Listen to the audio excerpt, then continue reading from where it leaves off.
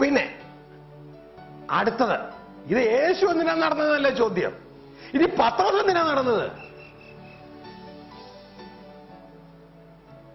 എല്ലാറ്റിനും ഒരു മെസ്സേജ് ഉണ്ട്. യേശു നടന്നതിന്റെ ആ മെസ്സേജ് നമുക്കിപ്പോൾ പിടുത്തം കിട്ടി. ഭൂമിയുടെ താഴ്ന്ന രാജ്യമായ ഭൂമിയുടെ സകല നിയമങ്ങളും ഉയർന്ന രാജ്യമായ ദൈവരാജ്യത്തിന്റെ നിയമം വരുമ്പോൾ കീഴടങ്ങുമെന്നാണ് യേശു നടന്നതിൽ നമുക്ക് കിട്ടിയ സന്ദേശം. ദൈവത്തിന്റെ വചനം അത് തന്നെ പറയുന്നു. ദൈവത്തിൽ നിന്ന് ജനിച്ചവൻ ലോകത്തെ ജയിക്കുന്നു.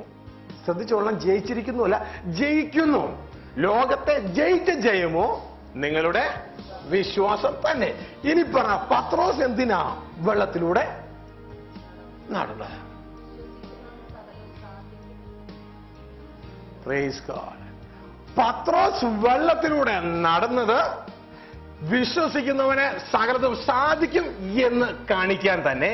ഇനി അടുത്തത്, പത്രോസ് എന്തുകൊണ്ടാണ് വെള്ളത്തിൽ മുങ്ങിയത്? സന്ദേശം. എല്ലാറ്റിലും ഒരു സന്ദേശമുണ്ട്. കർത്താവ് എന്ത് ചെയ്തോ നമുക്കൊരു സന്ദേശം തരികയാണ്. എന്താണ് സന്ദേശം?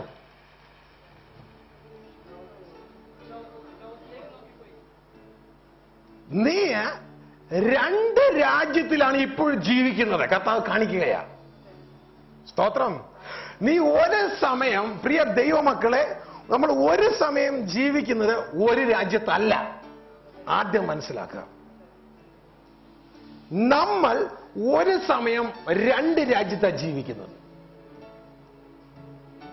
ഒന്ന് കാണുന്ന രാജ്യവും ഒന്ന് കാണാത്ത രാജ്യമായ ദൈവരാജ്യം. സ്തോത്രം. 2 Corinthians 4:18 പറയുന്നു, കാണുന്നത് താൽക്കാലികം, കാണാത്തത് നിത്യം. ഒന്ന് വായിച്ചേ.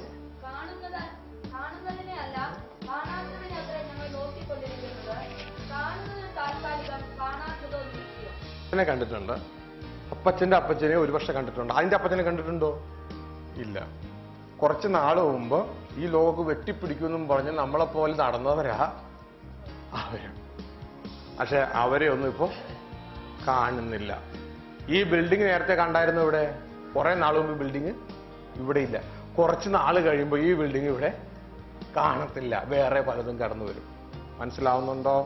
ഇതല്ല ഏത് ലോകത്താ കാണുന്ന. ഇപ്പോൾ നമ്മൾ ഈ കാണുന്ന ശരീരം കുറച്ച് നാൾ കഴിയുമ്പോൾ ഇവിടെ ഇല്ല, അത് പോകും. ഇതെല്ലാം കാണുന്ന ലോകത്താണ്.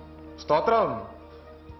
അബ്രഹാം, ഇസ്ഹാക്ക്, യാക്കോബ് എല്ലാവരും ഇവിടെ വന്ന് പോയി. ഇതെല്ലാം കാണുന്ന ലോകത്ത് വന്നതാണ്.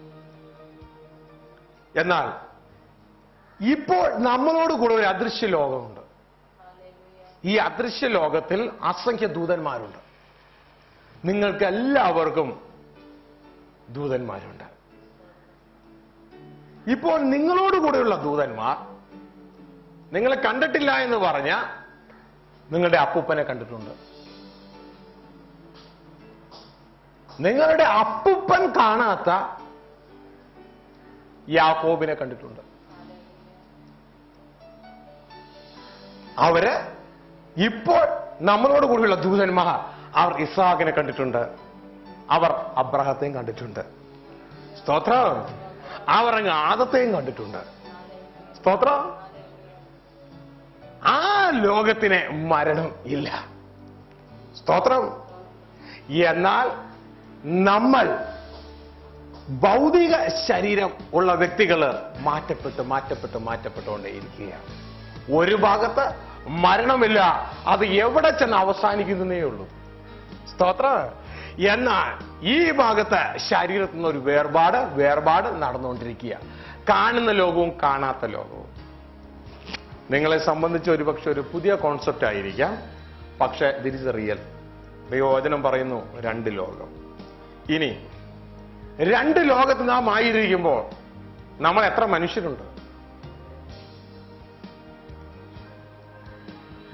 സകല മനുഷ്യരും ബോഷ്ക്ക് പറയുന്നവരെന്നേ ഒരു ദൈവവചനം സത്യമേ പറയൂ. വചനം എന്തു പറയും നോക്കാം. അതാണ് ശരി. സ്തോത്രം. അതിന്റെ തൊട്ട് താഴെ 4:16 വായിച്ച്, ഞങ്ങളുടെ പുറമേ ഉള്ള മനുഷ്യൻ ക്ഷയിച്ചു പോകുന്നുവെങ്കിലും ഞങ്ങളുടെ അകമേയുള്ളവൻ നാൾക്കുനാൾ പുതുക്കം പ്രാപിക്കുന്നു. ശ്രദ്ധിക്കുക, ദൈവത്തിന്റെ വചനം ഒരു മനുഷ്യനെ രണ്ടായി ഡിവൈഡ് ചെയ്യുക. ഒന്ന് പുറമേയുള്ള മനുഷ്യൻ, അതായത് താൽക്കാലികമായി ഉള്ള മനുഷ്യൻ. കാണുന്നത് താൽക്കാലികം, കാണാത്തത് നിത്യം. സ്തോത്രം. അപ്പോ ദൈവത്തിന്റെ വചനം രണ്ട് ലോകം കാണിക്കുമ്പോൾ തന്നെ മനുഷ്യനെ രണ്ടായിട്ട് ഡിവൈഡ് ചെയ്ത് കാണിക്കുന്നു. കാണുന്ന മനുഷ്യനും കാണാത്ത മനുഷ്യനും, കാണുന്ന ലോകവും കാണാത്ത ലോകവും. സ്തോത്രം. ദൈവവചനം പറയാ, ഒരാത്മീയനോ സകലത്തെയും വിവേചിക്കുന്നു. എന്താ വിവേചനം? അവൻ ഉടനെ തന്നെ ഇത് ആത്മലോകത്തുള്ള ആത്മലോകത്തിലേക്കും ഭൗതിക ലോകത്തുള്ള ഭൗതിക ലോകത്തേക്ക് മാറ്റുന്നു. എന്നിട്ട് അതനുസരിച്ച് അവൻ പ്രവർത്തിക്കുന്നു. ഒരു പ്രാകൃതനോ അവൻ ആത്മലോകത്തെക്കുറിച്ച് ഒന്നും അറിയില്ല.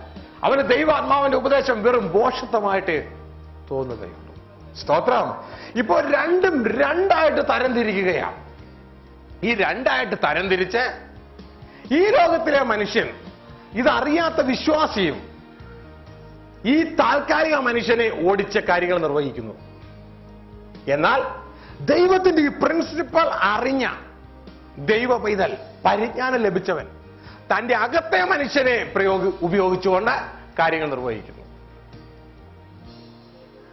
പുറത്തെ മനുഷ്യനെ ഉപയോഗിച്ചുകൊണ്ട് കാര്യങ്ങൾ നിർവഹിക്കുന്നതിനെ ആണ് കാഴ്ചയാൽ ഉള്ള ജീവിതം എന്ന് പറയുന്നത്. അകത്തെ മനുഷ്യനെ ഉപയോഗിച്ചുകൊണ്ട് കാര്യങ്ങൾ നടപ്പിലാക്കുന്നതിനെയാണ് വചനത്താൽ വിശ്വാസത്താലുള്ള ജീവിതം എന്ന് പറയുന്നത്. സ്തോത്രം. ഹല്ലേലൂയ.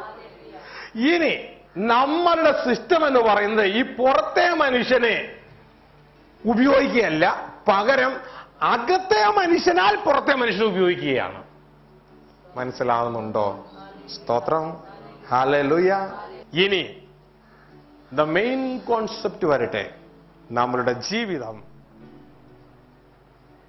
ലോക മക്കളെ പോലെ ഇന്ന് ഈ സിസ്റ്റം അറിവില്ലാത്ത ദൈവമക്കൾ എന്ന് പറയുകയും ലോക സിസ്റ്റം ഉപയോഗിക്കുകയും ചെയ്യുന്ന ദൈവമക്കളെ പോലെയും ആയിരിക്കരുത്. അതായത് നമ്മളുടെ ജീവിതം പുറത്തു നിന്ന് അകത്തേക്കല്ല, നമ്മളുടെ ജീവിതം അകത്ത് നിന്ന് പുറത്തേക്കാ. സ്തോത്രം. എന്ന് നമ്മൾ പുറത്തു നിന്ന് അകത്തേക്ക് ജീവിക്കുവാൻ തുടങ്ങുന്നുവോ അന്ന് നമ്മൾ പത്രോസ് മുങ്ങിയതുപോലെ മുങ്ങും. പത്രോസ് മുങ്ങിയതിന്റെ മെസ്സേജാ. എന്ന് നമ്മൾ അകത്ത് നിന്ന് പുറത്തേക്ക് ജീവിക്കുന്നുവോ അപ്പോൾ പത്രോസ് വെള്ളത്തിന്റെ മുകളിലൂടെ നടന്നതുപോലെ ലോകത്തെ കീഴടക്കി നമ്മൾ നടക്കും. പിടുത്തം കിട്ടുന്നില്ല. ശ്രദ്ധിക്കുക. കാണുന്ന കാര്യങ്ങൾ, കേൾക്കുന്ന കാര്യങ്ങളിലേക്കാൾ കൂടുതൽ മനുഷ്യ മനസ്സിന് ദൃഢതയുണ്ട്. ദൃഢത അത് മറക്കത്തില്ല. അകത്തുനിന്ന് പുറത്തേക്കും പുറത്തുനിന്ന് അകത്തേക്കും ഉള്ള ജീവിതത്തെ കുറിച്ചാണ് പറയാൻ പോകുന്നത്. യേശു കർത്താവ് ദൈവരാജ്യത്തിന്റെ ഡയറക്ടർ ഇവർക്കൊരു ഇൻസ്പിറേഷൻ കൊടുക്കുവാനും ഇവരെ ചിലത് പഠിപ്പിക്കാനുമായിട്ട് വെള്ളത്തിന്റെ മുകളിലൂടെ, ശ്രദ്ധിക്കുക, വെള്ളത്തിന്റെ മുകളിലൂടെ മാന്യമായിട്ട് നടന്നു വരികയാണ്.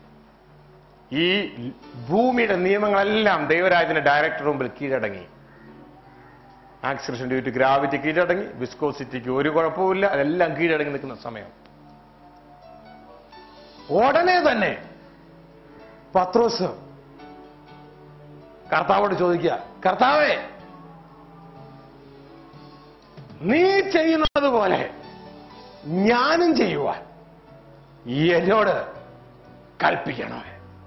പത്രോസിന് അറിയാം, ദൈവത്തിൽ നിന്ന് ആരംഭിച്ചില്ല എങ്കിൽ ഒരു കാര്യവും നടക്കത്തില്ല.